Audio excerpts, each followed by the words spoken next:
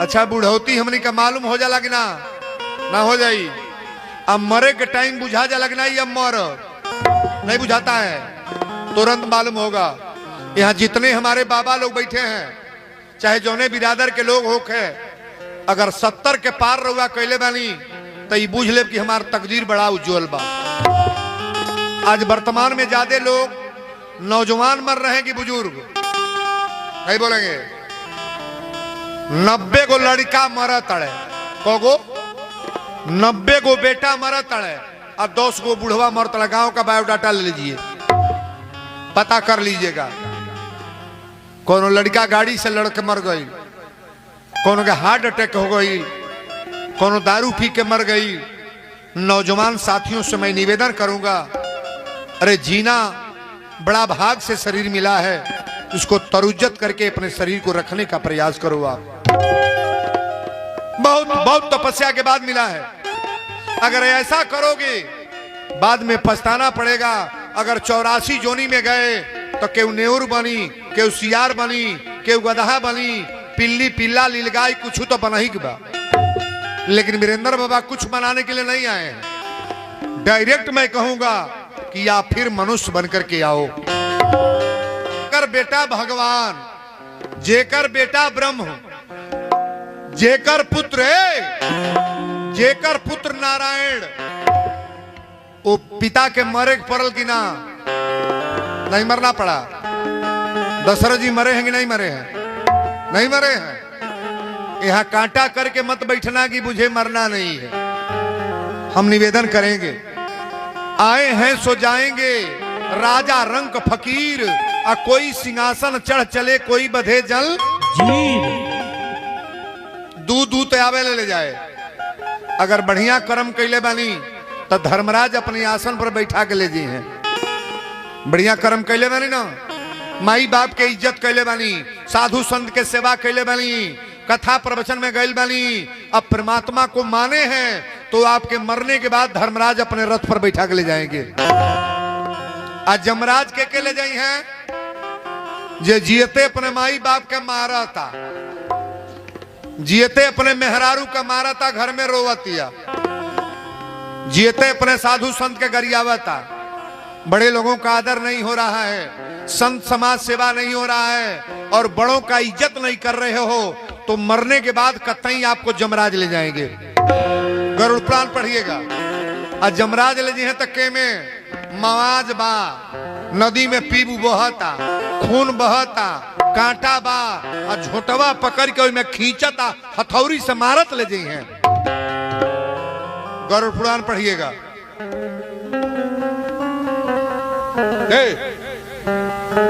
मरने का तरीका तो पहले सीख लो आप। अच्छा, तो वीरेंद्र बाबा इतना चाप के बोल रहे हैं कि हमको मरना नहीं है, नहीं मरना है, हमको भी मरना है, लेकिन रास्ता मैं देख रहा हूं कि रास्ते में क्या है।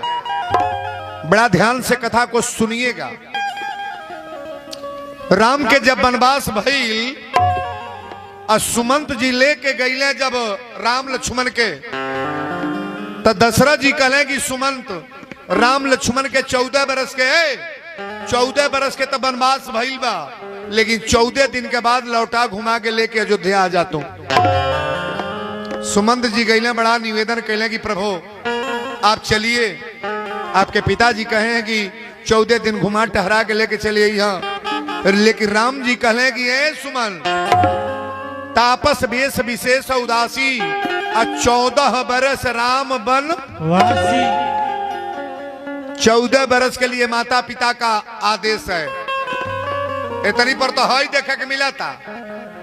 जियते माई के क्यों नहीं कहता, माई रे अनहरिया रात में बैटरी लेके जो पगरा पगरा प्रसाद के लोग तनी हमरे और ताकी।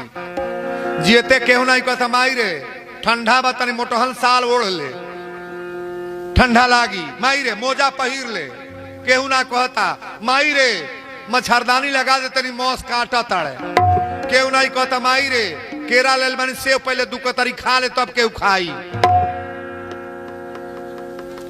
आई है माई जब मरतिया, संत श्री रामदयाल बनिया देखें भाई 51 रुपया, थोड़ा ताली ज्यादा बढ़िया रहे।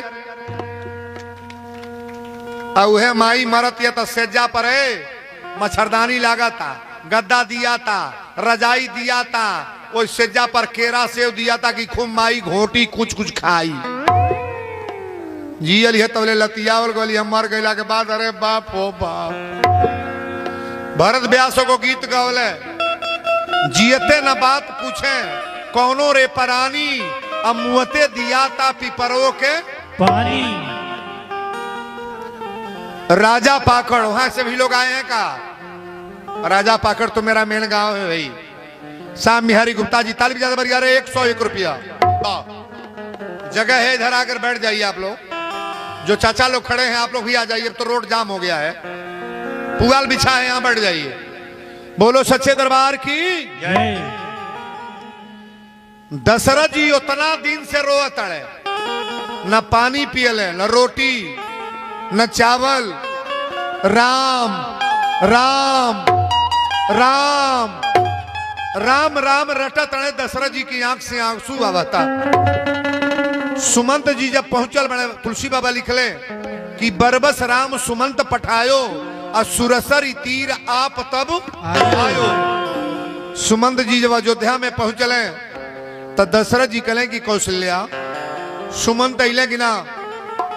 कौशल्या कली हाँ स्वामी सुमंत आ गए बड़े, लेकिन सांझी के बेरा रहे सुमंत गईले ना, सुबेरे सुबेरे सुमंत गईले। दशरथ कले सुमंत एक बात बताव, हमार राम लौट के वापस अले कि ना? सुमंत आंख में आंसू लेके कहे सरकार राम लौट के वापस ना आईली। कहले राम ना आईले? कहले ना।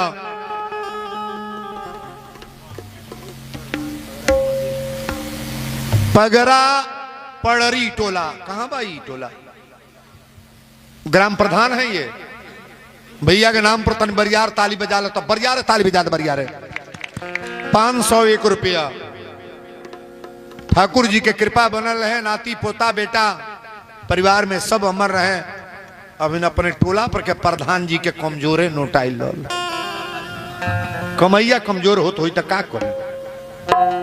आइए जाई वही में अबे करी।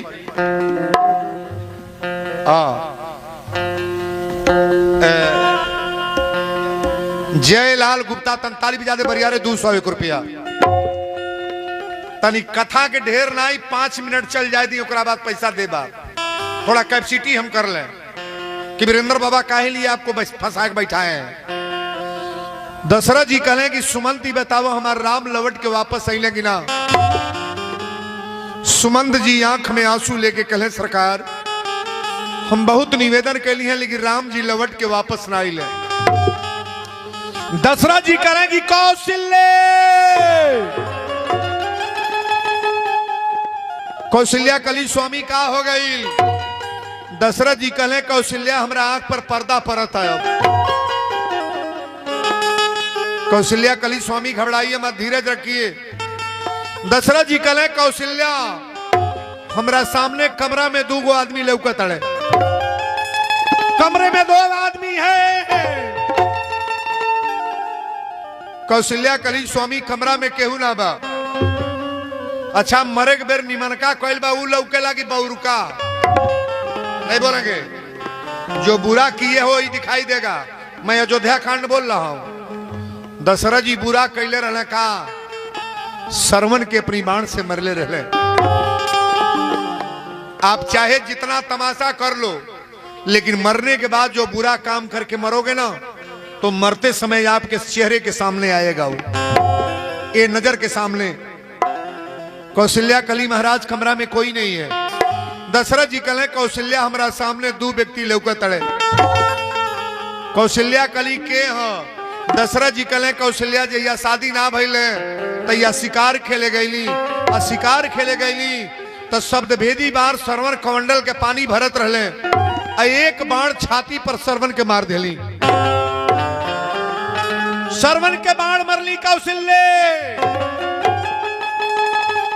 आज जब बाण लगल तो माई माई कह के सरवन 5 बेर बोलले। ई बुढ़िया जहिया मरल होई तहिया केहू का नाई बोलाई, लेकिन गुड्डू का कहले हुई गुड्डू कहाँ बड़े बुलाव, बुढ़ऊ कहाँ बड़े उन्हों को बुलाव। तो नातिन के हमारे सामने खड़ा कर दो। मरते समय आत्मा गवाही देती है, लेकिन गौर से सुनिएगा। दशरथ जी कहे कौशल्या आज हमारा सामने दो आदमी कौन लौका तड़े। जब सरवन के बाण मरली तो सरवन कहे कि हमारा माई बाप के ले पानी दशरथ पिया दो। आई कमंडल के पानी लेके जब सरवन के माई बाप के लगैली, सरवन के महतारी कली आप के हैं? कली हमार नाम दशरथ है। कली की हमार बेटा सरवन कहाँ भरे? कली की तोहरी बेटा के अपनी बाण से मार दिल वाली। सरवन के माई कली की कमंडल के पानी राजा हमारी हाथ पर दे दो। कमंडल के पानी हमारी हाथ पर दे दे राजा।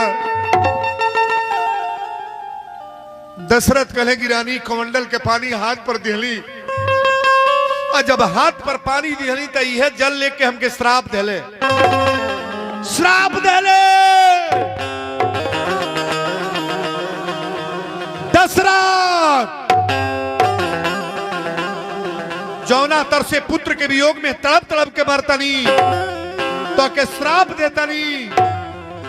हमरा तो एगो बेटा रहला, बेटा के वियोग में तड़प के मर गईली, तो के श्राप देतनी कि तोहरा 4 बेटा हुई हैं, अपनी पुत्र के वियोग में तड़प तड़प के मर जाइबा।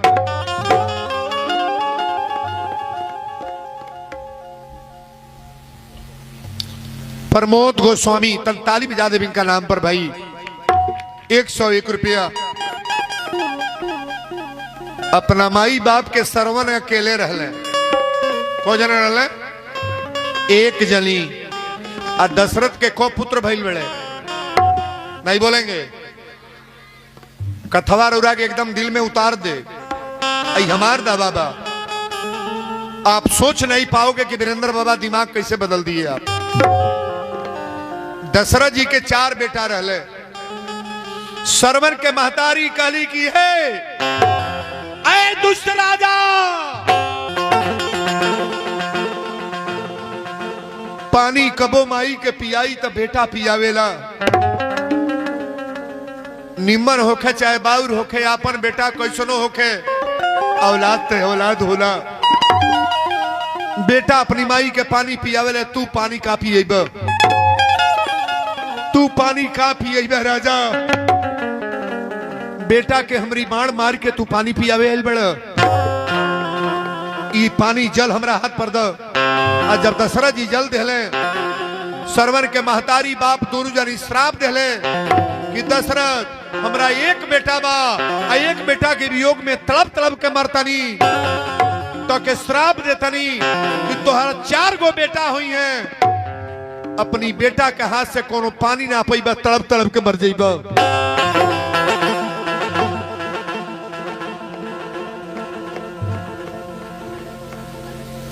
दशरथ की आंख में आंसू भरल बा। कौशल्या कली स्वामी रोइए मत।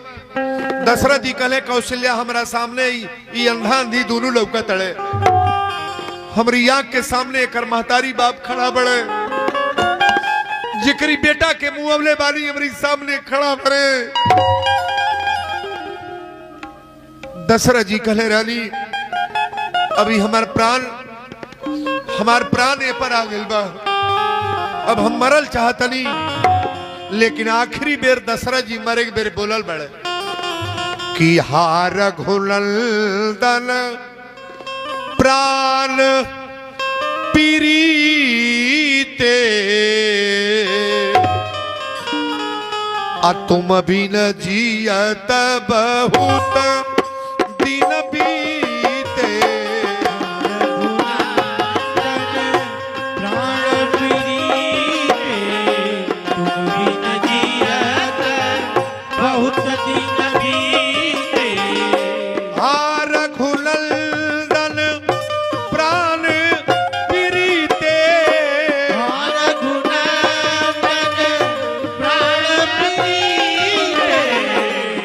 बिन जियत बहुत दिन बीते, बिन जियत बहुत दिन बीते, बिन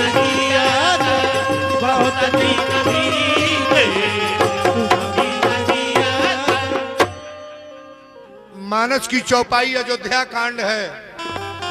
दशरथ जी मरे के बेरिया एगो आवाज दिले, हा रघुनंदन प्राण पीरीते आ तुम बिन जियत बहुत दिल। बहुत दिन जियली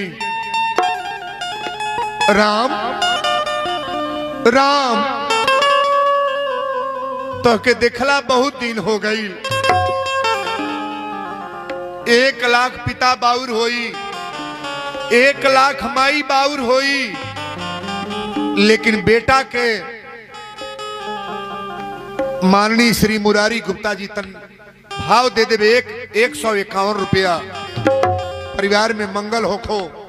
जौन कथा रउरा सुना तनी ध्यान दे, आपके समझे खातिर कथा कहतनी।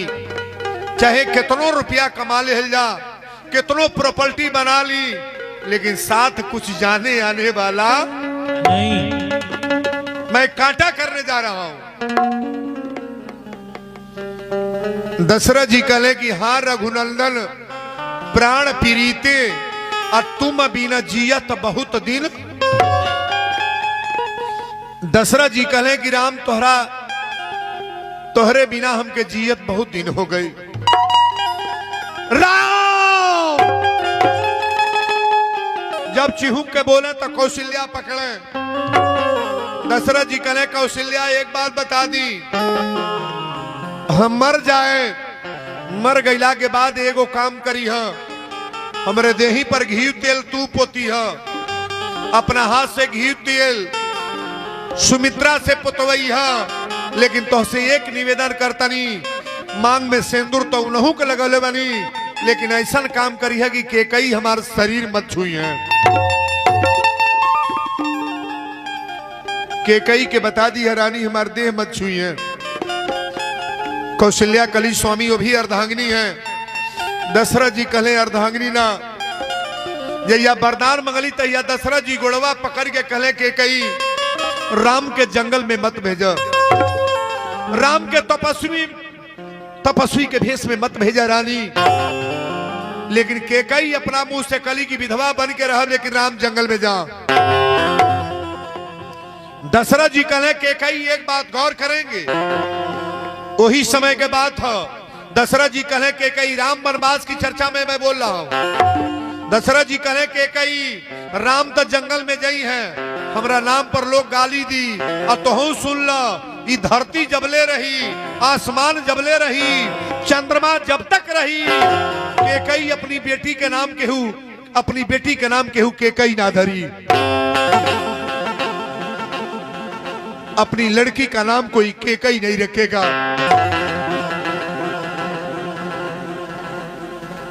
केकई गली की मेरा नाम धरती पर नहीं होगा। ये त्रेता की कथा है। दशरथ जी कहले कि केकई तोहर नाम आज से अपनी बेटी के केहू ना धरी। ये गाड़ी को लौटा दे बाबू, बोल दो आगे, कहीं जाने का जगह नहीं है।